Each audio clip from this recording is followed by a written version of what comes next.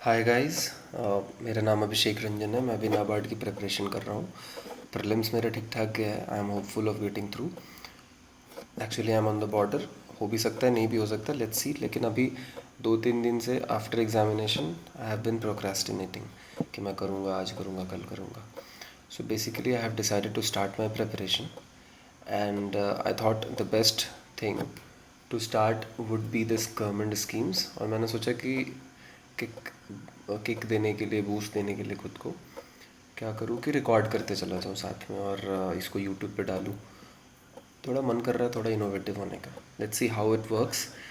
और अगर आप लोग को पसंद आए तो कमेंट सेक्शन में बताइएगा कि अच्छा है, सीरीज़ नहीं है। अगर कोई नहीं भी देखेगा तो I will use it for my own revision. ऐसा मेरा प्लान है कि मैं इसको अपलोड करूँगा। कोई देखे तो ठीक है, otherwise I will revise my own video. तो मैं स्टार्ट करने वाला हूँ। ये एक्चुअली मैंने नोट्स प्रिपेयर किए थे गवर्नमेंट स्कीम्स के। इंपॉर्टेंट स्कीम्स हैं प्रीलिम से पहले। क्लैरिटी के नोट्स से मैंने नोट्स अपना बनाया है। क्लैरिटी में क्लैरिटी फॉर श्योर जो वेबसाइट है आप लोग जानते होंगे, नाबार्ड प्रिपरेशन में एक अच्छा वेबसाइट है। वहाँ से मैंने नोट्स प्रिपेयर किया है। उसके बाद क्रैक ग्रेड बी को रेफ़र किया है। तो उन सब का कंपाइलेशन है ये नोट्स। उसमें से मैंने पिक किया जो इम्पोर्टेंट मेरे को लगा एग्जामिनेशन पॉइंट ऑफ व्यू से। और आपने जैसा देखा होगा कि मेंस में थोड़ा डेप्थ में पूछते हैं। इस बार प्रीलिम्स में भी एसआई का question was a bit difficult in the sense कि बहुत ज़्यादा फैक्चुअल था और वो डेप्थ में जाके पूछ रहे थे।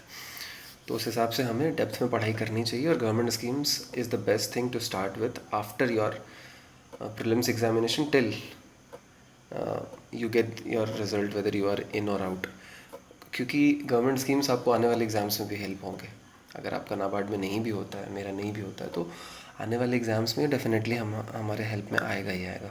क्योंकि हर एग्ज़ाम्स में जो भी रेगुलेटरी बॉडीज़ एग्ज़ाम्स है, जहाँ पे भी ईएसआई है, वहाँ पे ये यूज़फुल होगा। तो हमें स्टार्ट करते हैं सबसे पहले प्रधानमंत्री कौशल विकास योजना से, PMKVY। तो नोट्स बने हुए हैं, मैं बस रीड आउट करते चला जाऊँगा। आप लोग भी सारे लोग पढ़े होंगे। This is the best way to revise.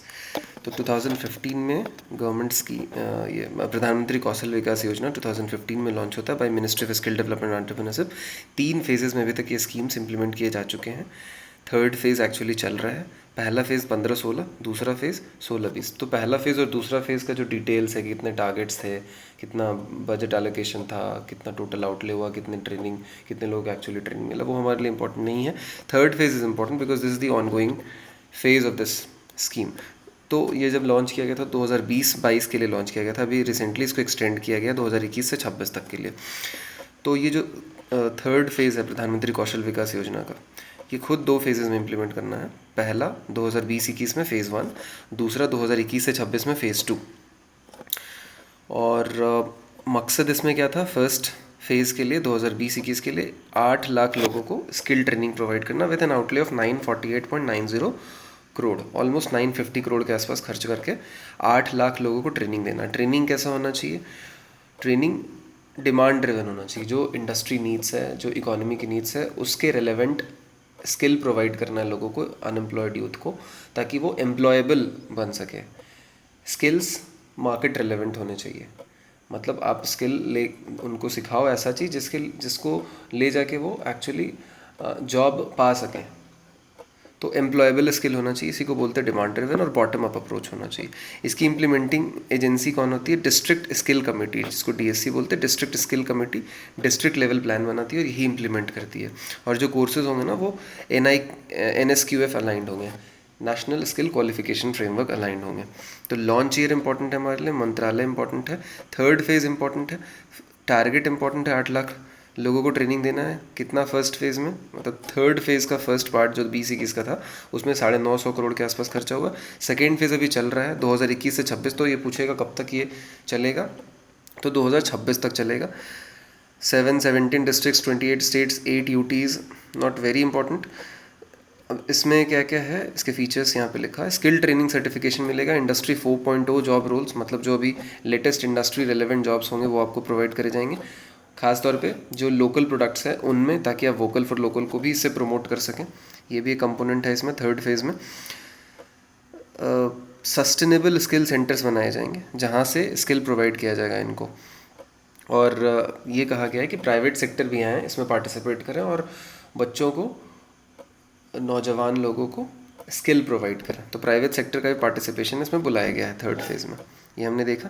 सबसे इंपॉर्टेंट बात है कि एज ग्रुप, किन को हम ट्रेनिंग दे रहे हैं, क्या 45 के ऊपर वालों को? नहीं। 15 के नीचे वालों को? नहीं। तो एज ब्रैकेट है 15 टू 45 ईयर्स। इस एज ब्रैकेट वाले बच्चों को 15 टू 45 ईयर्स के जो हैं वही एलिजिबल हैं इसमें स्किल ट्रेनिंग पाने के लिए। थर्ड फेज़ ट्रेनिंग टारगेट जो है, पहला होता है STT हो गया, शॉर्ट टर्म ट्रेनिंग, और एक होता है RPL, recognition of prior learning. जो शॉर्ट टर्म ट्रेनिंग कंपोनेंट है इस स्कीम का, उसके अंतर्गत स्कूल ड्रॉप आउट्स, अनएम्प्लॉयड को कवर किया गया, उनको प्लेसमेंट अपॉर्चुनिटीज़ दिया जाएगा। तो जो फर्स्ट कंपोनेंट है प्रधानमंत्री कौशल विकास योजना थर्ड फेज़ का, उसमें है शॉर्ट टर्म ट्रेनिंग।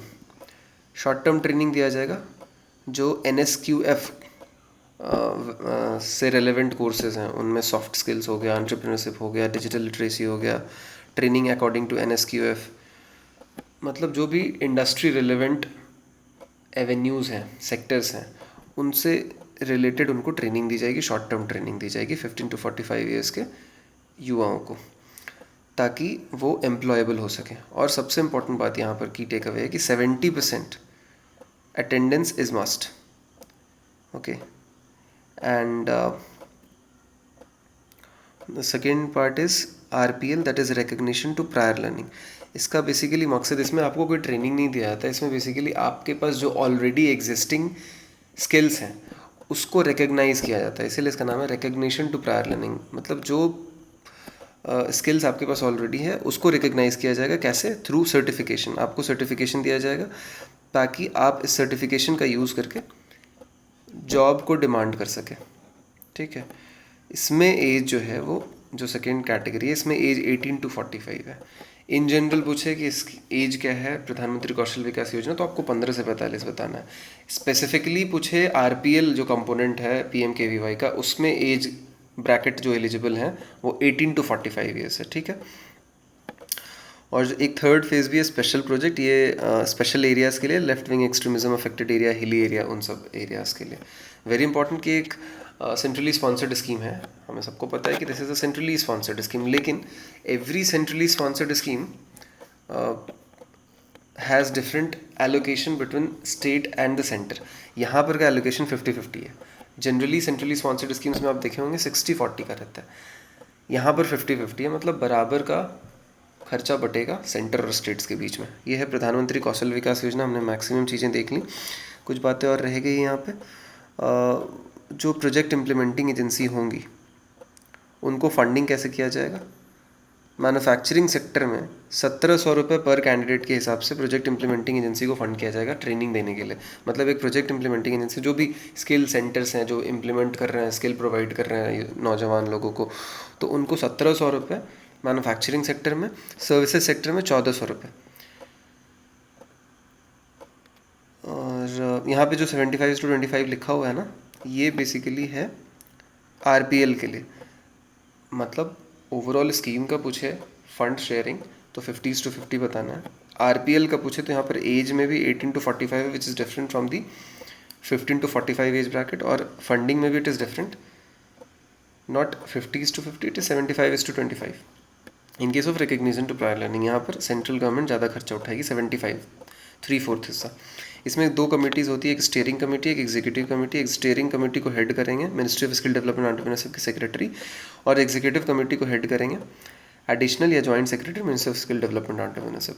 तो इंपॉर्टेंट टेक अवे हम फिर से एक बार रिवाइज कर रहे हैं। 2015 में लॉन्च हुआ MSDE के द्वारा, 3 फेजेस, थर्ड फेज़ चल रहा है अभी। इसमें थर्ड फेज़ का फर्स्ट पार्ट में 2020-21 में 8 लाख युवाओं को ट्रेनिंग देना है। एज ब्रैकेट कितना है? 15 to 45, एक्सेप्ट RPL जहाँ पर एज ब्रैकेट है 18 to 45।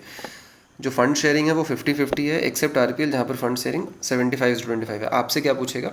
15 to 45 पूछेगा, आपसे पूछेगा 50-50, आपसे पूछेगा कितने लाख युवा 8 लाख युवा आपसे पूछ सकता है ज़्यादा से ज़्यादा कि 940 कब तक स्कीम चलेगा, तो 2026 तक, और कितना एलोकेशन है, 948.90 करोड़।